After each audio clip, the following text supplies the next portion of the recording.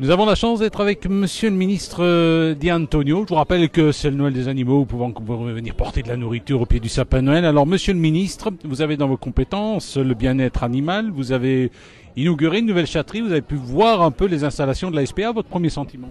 On est content d'avoir de telles installations, évidemment. On a la chance d'avoir sur toute la Wallonie un tissu associatif avec beaucoup d'engagement local. Et donc quand on devient ministre d'une telle compétence, on est heureux de pouvoir s'appuyer sur finalement une vraie motivation populaire, des gens qui sont prêts à s'investir pour la cause animale. Et donc je compte beaucoup capitaliser là-dessus, en certes changeant un certain nombre de lois, parce que je pense qu'il faut améliorer les lois, mais aussi en organisant sur le territoire tout un réseau pour contribuer demain à ce que le bien-être animal soit une réalité, qu'il y ait moins de maltraitance, qu'il y ait moins de cas difficiles à traiter, et donc vraiment soutenir tout ce réseau associatif.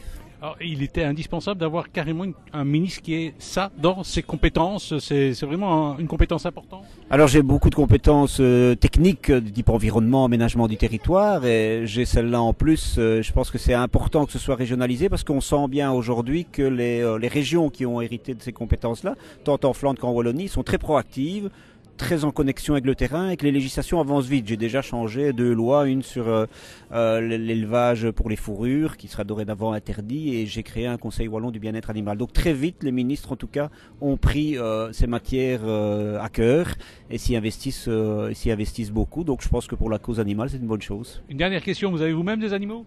Oui, moi j'ai deux chats. Je n'en aurai pas plus parce que ils me voient pas souvent. Donc c'est un peu ça le problème, c'est que, et c'est d'ailleurs une des situations auxquelles on doit rendre sensibles les gens. Un animal, c'est un vrai investissement et pas un investissement financier, un investissement dans le temps, dans l'énergie qu'on veut bien consacrer à s'en occuper au quotidien pendant des mois et des années.